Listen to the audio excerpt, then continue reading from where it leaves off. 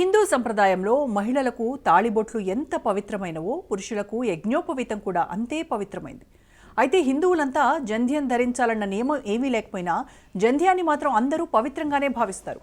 మహిళల తాళిని తొలగిస్తే సెంటిమెంట్లు ఎంతగా గాయపడతాయో పురుషుల జంధ్యాన్ని తొలగించినా సెంటిమెంట్లు అలాగే హర్ట్ అవుతాయి.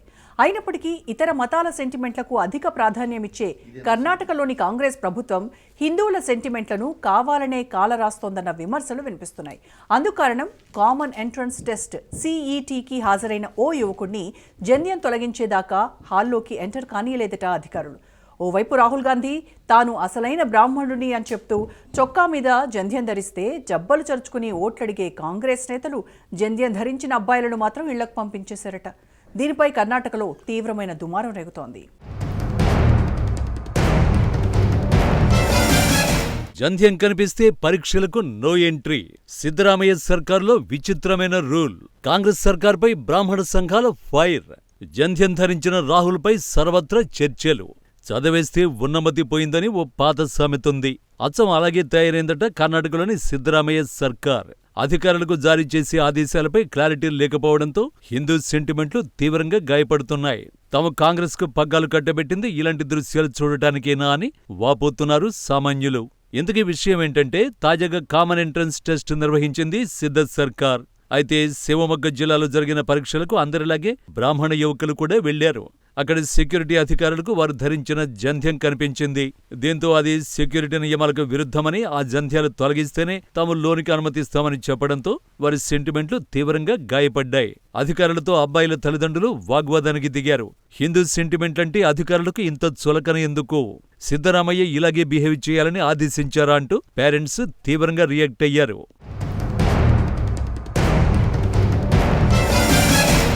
హిందూ వైదిక సంప్రదాయంలో జంధ్యానికి అత్యంత పవిత్రత ఉంటుంది.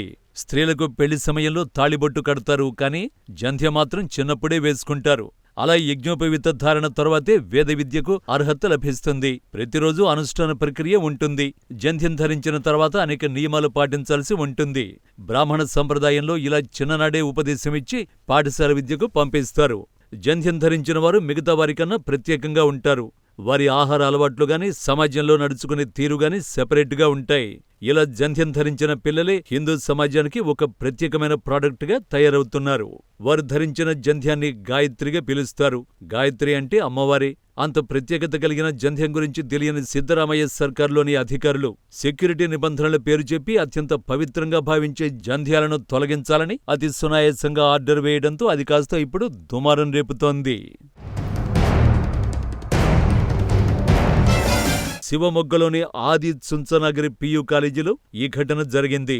దీనిపై స్థానిక బ్రాహ్మణ సంఘాలే కాక రాష్ట్రవ్యాప్త బ్రాహ్మణ సంఘాలు కూడా తీవ్రంగా ఖండిస్తున్నాయి. తమ పిల్లల్ని పరీక్ష రాయకుండా చేసిన అలాంటి అధికారులపై చర్యలు తీసుకోవాలని వారు కంప్లైంట్ ఇచ్చారు. శివమొగ్గ జిల్లా కలెక్టర్కు కూడా మెమొరాండం సమర్పించారు.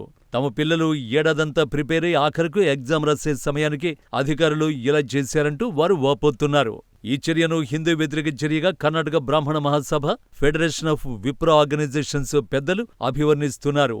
ఈ హిందూ వ్యతిరేక చర్యను మిగతా పౌర సమాజం కూడా ఖండించాలని వారు కోరుతున్నారు. రాను ప్రభుత్వాలు చాలా యాంత్రికంగా తయారవుతున్నాయన్న విమర్శలు తీవ్రంగా వినిపిస్తున్నాయి. ఇలాంటి చర్యలు దాదాపు అన్ని రాష్ట్రాల్లోనూ జరుగుతున్నాయంటే అతిశయోక్తి కాదు. తెలంగాణలోనూ గతంలో గ్రూప్స్ పరీక్ష రాయడానికి హాజరైన ఓ మహిళ తాళిని బలవంతంగా తీయించిన ఘనులు మన అధికారులు.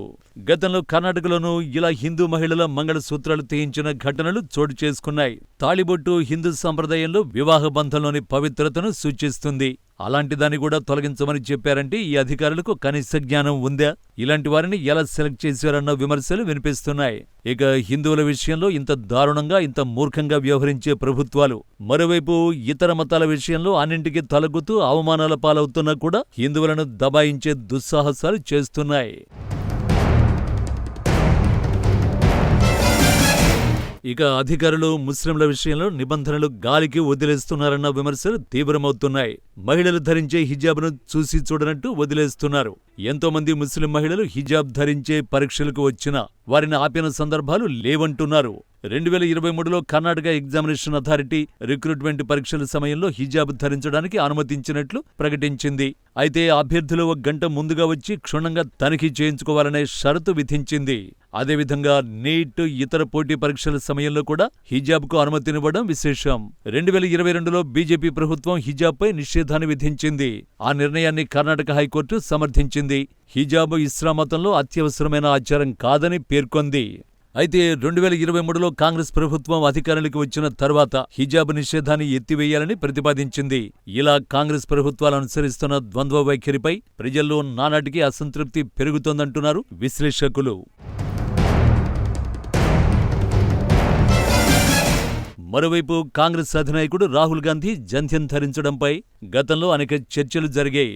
ఎప్పుడూ హిందూ సాంప్రదాయాలను గౌరవించని రాహుల్ ఎన్నికల సమయం వచ్చేటప్పటికి మాత్రం ఓట్ల రాజకీయాలు చేస్తుంటారన్న విమర్శలు ఎదుర్కొంటున్నారు. అయినా అలాంటి వాటికి కనీసం కాంగ్రెస్ నేతలు కూడా ఎప్పుడూ స్పందించకపోవడం విశేషం.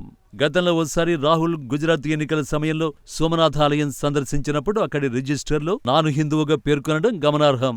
ఆ తర్వాత రాహుల్ను జంధ్యం ధరించిన హిందువు అంటూ ఆ పార్టీ సీనియర్ నేతలు ప్రకటించారు. అలాంటి ఫోటోలు కూడా మీడియాకు విడుదల చేశారు.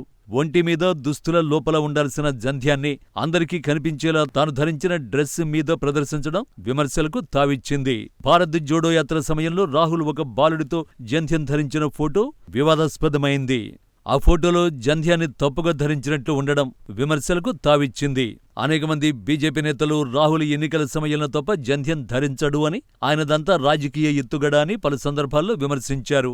అయినప్పటికీ రాహుల్ను కాంగ్రెస్ నేతలు అచ్చమైన బ్రాహ్మణుడిగా పేర్కొంటూ ఉంటారు. ఇవన్నీ రాజకీయాలకు సంబంధించినవైనప్పటికీ ఏ వర్గం ప్రజల్ని వారు భ్రమింపజేస్తున్నారు, ఏ వర్గం ప్రజలకు మొగ్గు చూపుతున్నారు అనేది మరోసారి చర్చాంశంగా మారింది.